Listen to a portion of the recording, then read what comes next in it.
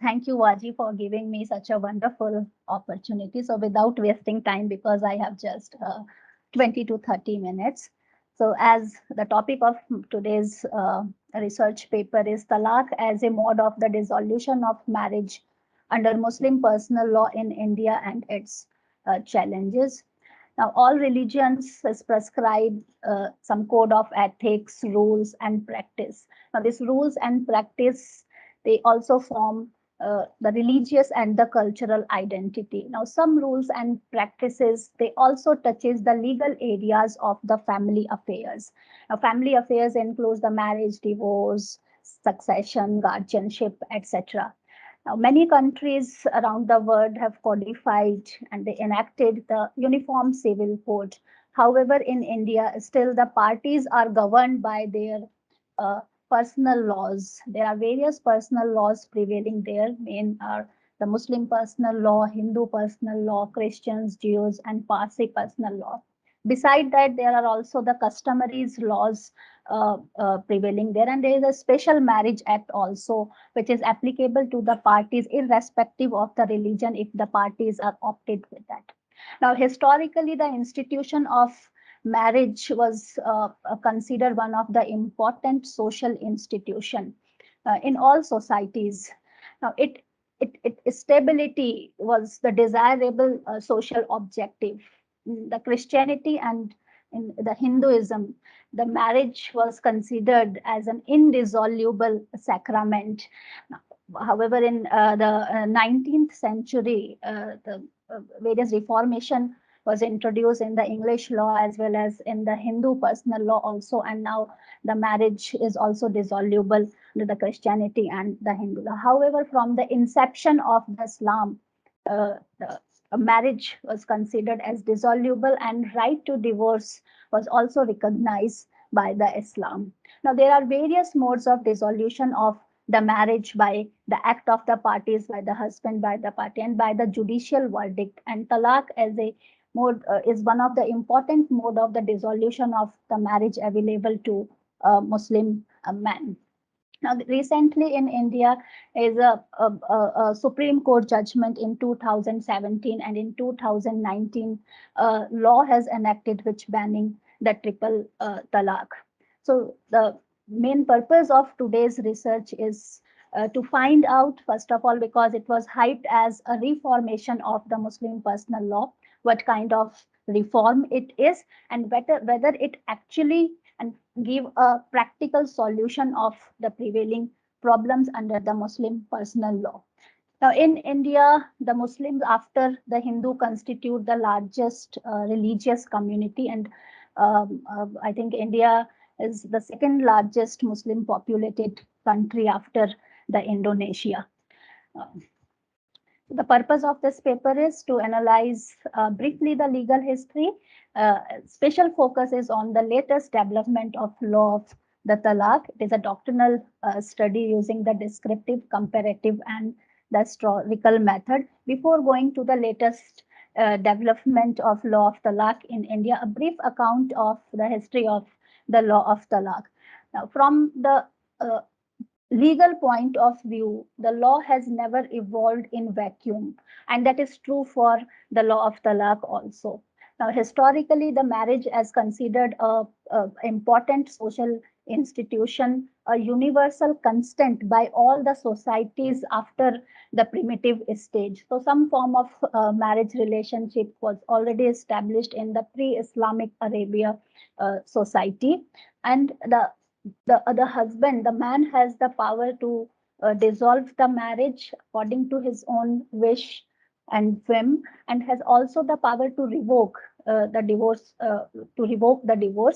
and there was no restriction on the number of divorce. Prophet Muhammad was aware of this social practice. Now, from the inception of the Islam, the verses of the Quran, the Sunnah of Prophet Muhammad, and Hadith uh, rationalize the practice of the talaq.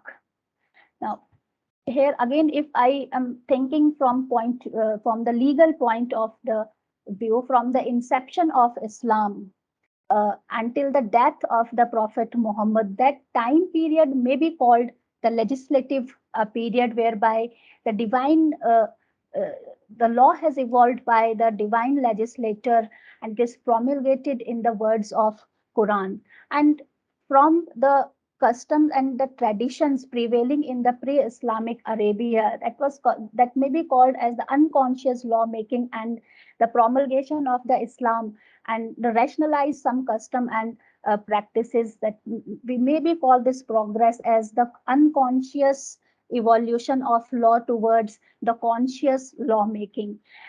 With respect to the history of the law of talaq, I divide the period into the formative period and the classical period. Formative period from the uh, inception of the Islam till the third century, and after the fourth century onward, the classical period. With respect to the countries which also incorporated the Islamic law in according to the today's modern statute, we may also classify it into the third period, the modern period. However, in India, because still the law of talaq has not incorporated in the form of the modern statute, that's why I only divided into the formative period and the classical period.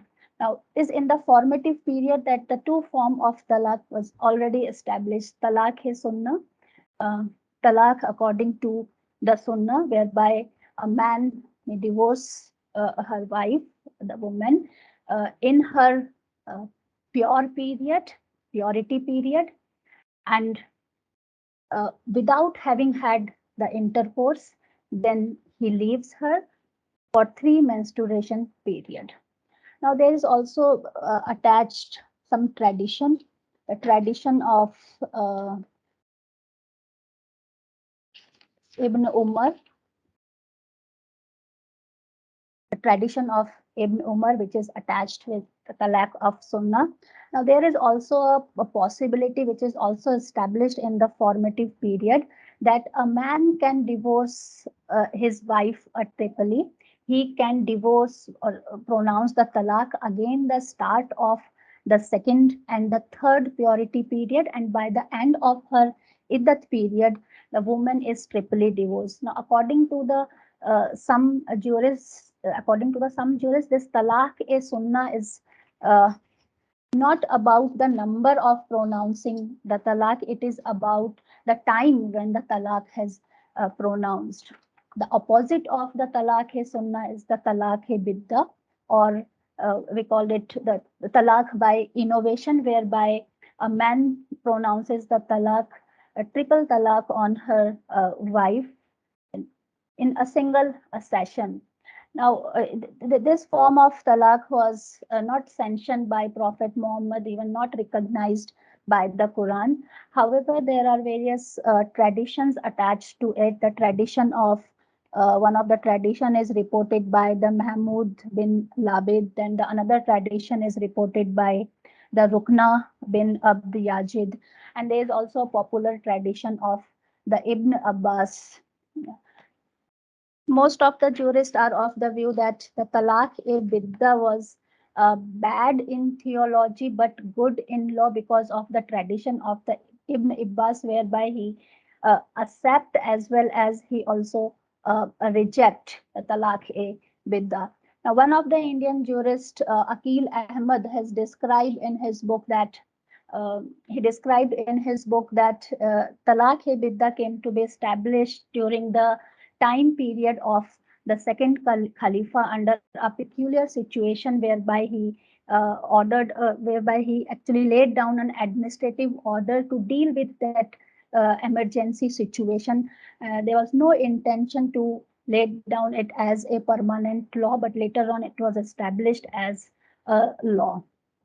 The classical period is actually the development and the flourishment of the various schools of the law and the jurisprudence of the Islamic law. Now, a brief account of the history of law of the talaq in India also. The Islam was first introduced in Indian subcontinent by way of the Muslim traders through the sea route, from the southern India. However, the drastic spread of the Islam in India was through the land route, when the Indian subcontinent was invaded by the Muslim rulers in the beginning of the 8th century. Muhammad bin Qasim was the first invader who invaded the Indian subcontinent to the northern western region of the Sindh. Now, thereafter, many Muslim rulers invaded the India, and the policy was between the Islam and the Jizya. The policy was not between the Islam and that. Therefore, the locals they converted to the Islam in order to avoid the payment of the Jizya. Jizya is a kind of tax paid by the person who is not Muslim or who has not converted to the Islam. Now, thereafter, the establishment of an independent kingdom by Mahmud Ghaznavi, it paved the foundation of the Muslim Sultanate, the Delhi Sultanate, till the advent of the Mughal dynasty in 1526. Now, what is the similarity of all these invaders and later on the dynasty, that they did not have the appropriate time for the administration of the justice. They were frequently indulge into the battle. However, during the Mughal era, various reforms were introduced with respect to the administration of the justice. However, with respect to the law of talaq, the triple talaq or the talaq habida, because in India, the Muslim population, the prominent Muslim population belongs to the Sunni sect following the Hanafi school. And Talaq-e-Bidda was considered as a valid law by the Hanafi school. So it was the triple talaq which was repealed there.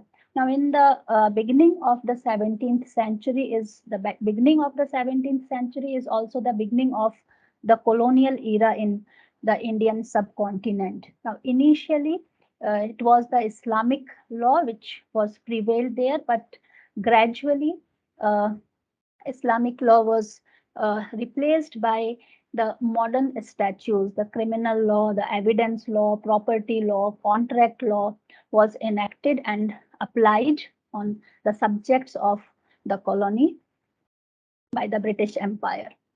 Now, the colonial forums of the administration of the justice, they were replaced by the state regulated legal system, whereby the English courts were established, which were headed by the English judges. Now, English judges were trained in the English common law. However, there is one proclamation of the Queen of the British, and there is one section in 1772 plan which declares that in their family affairs, the subjects of the colony, the empire, they were governed by their personal law. So the term personal law was coined during the colonial era, and even a new term has coined to refer the Islamic law. And that's why in India, we not refer generally the Islamic law, but refer the Muslim law or the Muslim personal law. And that is the Anglo-Mohammedan law, because this is the Mohammedan law or the Muslim law, which is interpreted by the English judges and which is, we can say, pronounced by the English court. So it is called the Anglo-Mohammedan law. Now, because the English judges are not frequent in the Islamic law, so the post of law officers was created to assist them to interpret the Islamic law, to resolve the dispute among the Muslims, and to interpret the Shastric law if the dispute is between the Hindus. Now, after some time, this post was also forego, and it was replaced by the commentaries, the books, the commentaries translated by the English scholars.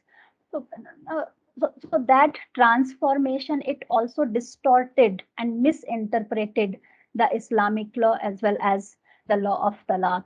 Is one judgment of the Calcutta High Court. Some courts are established by the 1736 Act and then the 1772 plan in the presidency area as well as the Mufsil area. One of the court has held that any kind of talaq is valid except the talaq pronounced by the minor, the boy, and the lunatic. Even the talaq pronounced in the state of intoxication is also, and that was affirmed by the Privy Council also in 1932. So the triple talaq was firmly established in Indian subcontinent. Now, after the independence of the India in 1947, so now the Indian courts are established. So again, the English judges, they are not well versed in the Muslim law, but the disputes are resolved by the judges. Now, initially, the Indian courts, because most of the reform of the Muslim personal law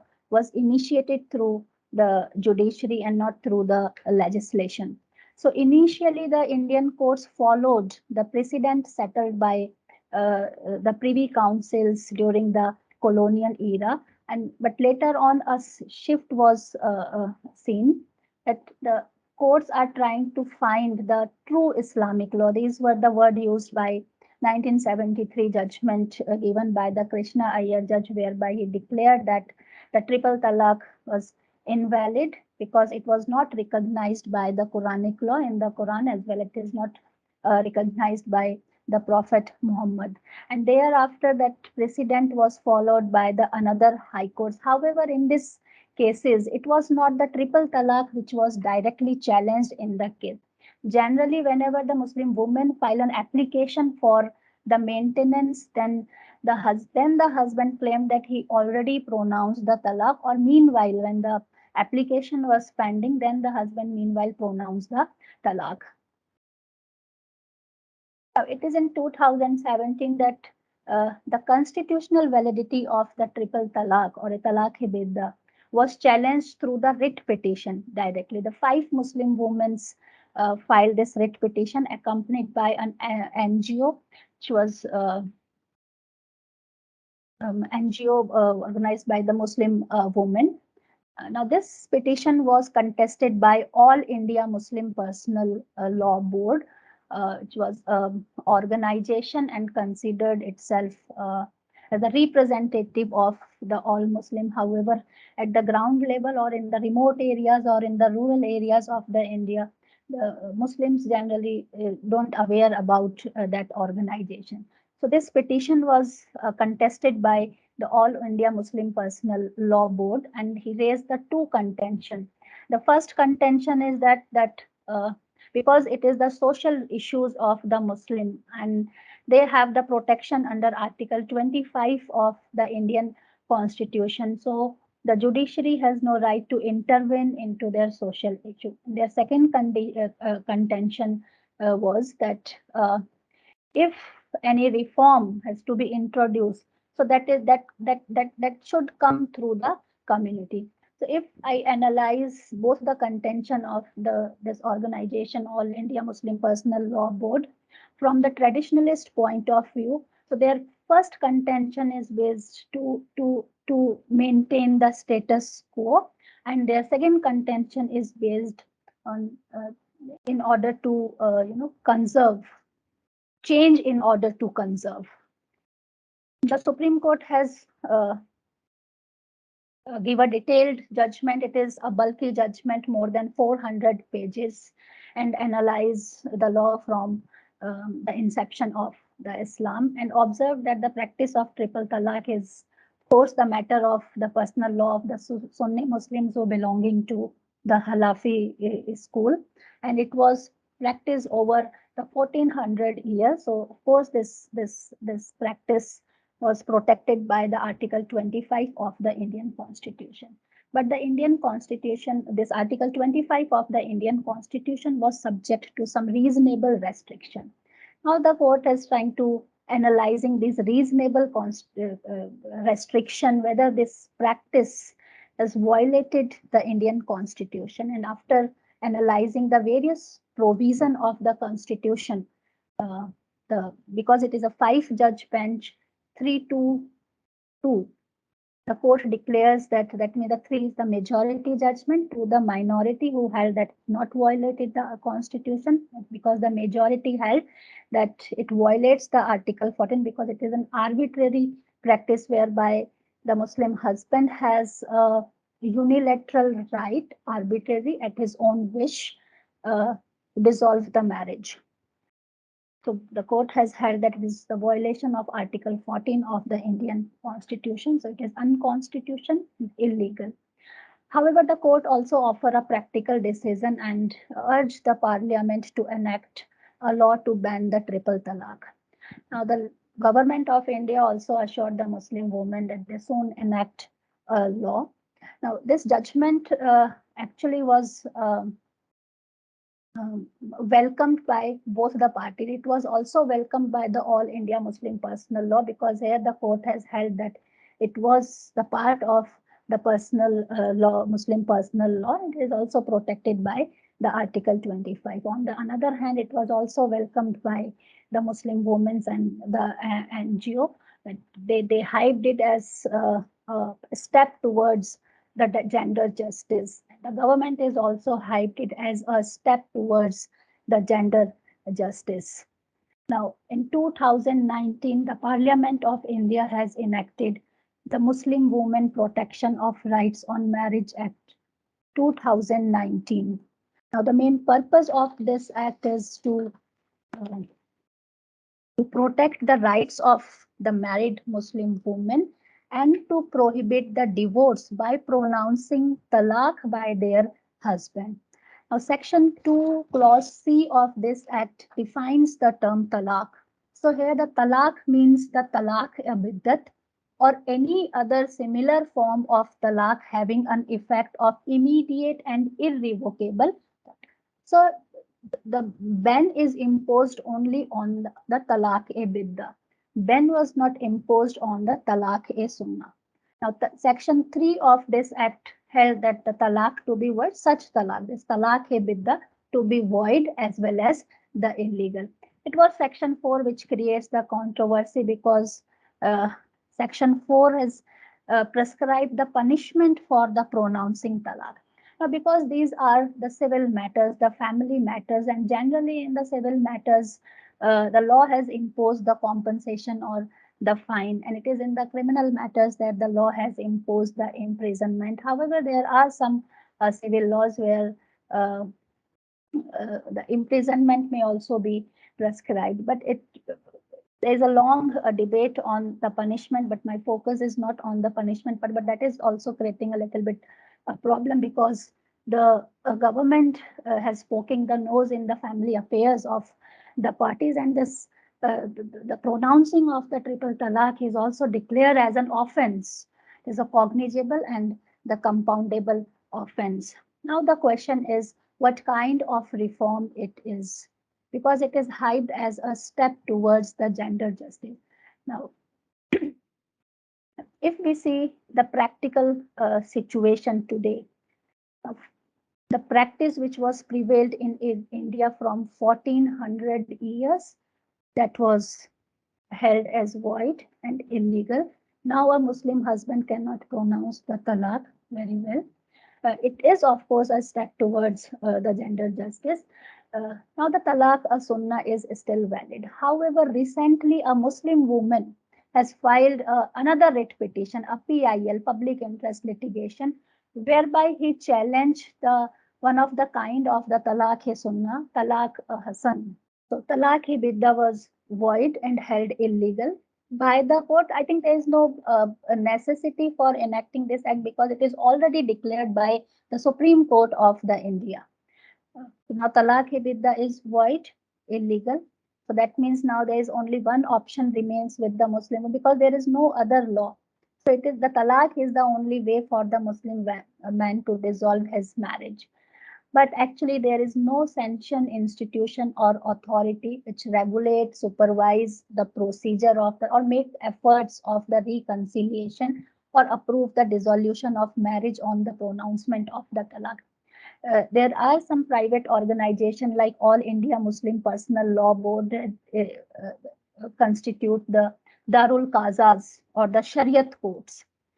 However, in 2014, the Supreme Court judgment has held that the orders of the Shariat courts or the fatwas issued by the Shariat court has no legal validity or sanction.